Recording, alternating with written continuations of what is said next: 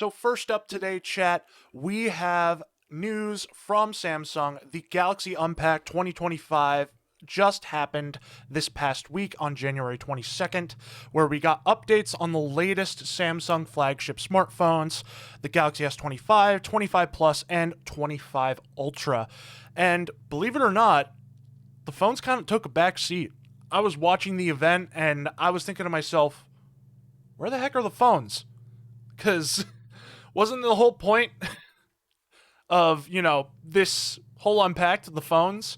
But yeah, AI was sort of the star of the show on this one, especially with their latest collaboration with Google. Google Gemini is going to have a vital role in the Samsung ecosystem this time around, which is definitely very strange when you have Samsung's assistant like Bixby on their devices, that Google Gemini is sort of a co-host in terms of your AI capabilities on your smart device. So it's definitely very strange. Another phone announcement was the Galaxy S25 Edge, which is their slim phone that it's going to be pretty thin. Let's take a look at that, actually. I was going to play the video, but the advertisements get really annoying. As you can see here, it's pretty thin. So I'm not going to play this video on the site because I had to do a different take where the ad was playing super duper loud. But this is the Edge. It seems like it might be more of a budget phone, especially with the two cameras. This is different from what I was expecting with the typical Edge moniker in terms of Samsung phones. Back in the day, we had the curved screens that curved on the sides, and I never liked those. I always thought it was very cumbersome to hold, and I'd always mispress things. Like even on my Note 20 Ultra, I end up having a lot of fat finger moments where I just press on the side, and I'd just rather not have that. Speaking of which, I did pre-order an S25 Ultra, and the big controversy is that the Note 25 Ultra isn't going to have their S Pen be Bluetooth this time around. And why is this a big deal? Because Bluetooth had a lot of capabilities with the S Pen where you can essentially do air gestures to do actions on the phone. And this was really good for a camera shutter, so if I take out my pen for my Note 20, I could click on here and I could do a shutter button. It's basically a shutter button, or I can pause and play videos, and this is pretty useful for a good amount of people, especially photographers and people who take a lot of, pictures. So it's definitely a bummer that this feature is going away. There are alternatives, apparently. You can use the Samsung Watch and Galaxy Ring to do the shutter button, and I'm sure there will be plenty of other alternatives as well.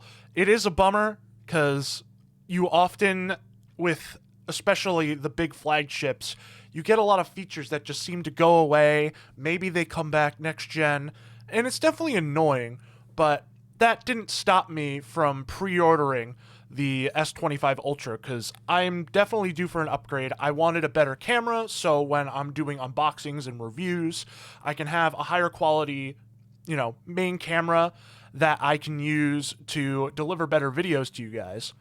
And my first review of the Lenovo Legion Go S is going to be up once I have both the new phone and the Legion Go S. So stay tuned for that. Otherwise, in terms of Samsung's latest announcements, you not only have the Edge, you have their first XR headset. This is very similar to an Apple Vision Pro, it seems like. I've never really been interested in the XR headsets, really. I've only really been interested in VR in the context of playing really cool video games, and then maybe those AR glasses that you could plug your Steam Deck into. Speaking of Steam Deck right there. And display a screen in front of your face. And I feel like that would be useful for flights or bus trips or anything like that. But I don't know. I'm definitely not on the XR train, especially after the Apple Vision Pro was just too expensive and kind of a flop, to be perfectly honest. But going back up for a little bit, we have other announcements.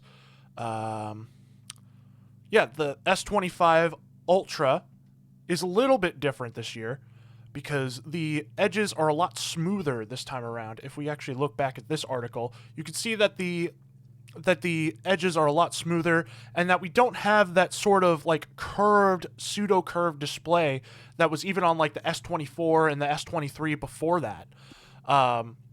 So I think it's a welcome change in terms of design. I personally like the more thick style instead of having to, worry about the screen being curved and then hitting it on a specific corner when it falls.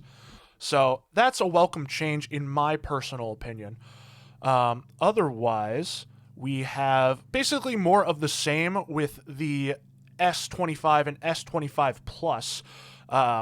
It's definitely not, in my particular interest purview because, I usually prefer getting the Ultra phones for personal use.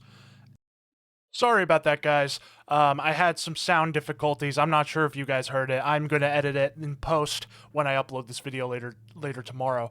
But yeah, the Samsung Unpacked was pretty darn good, I think.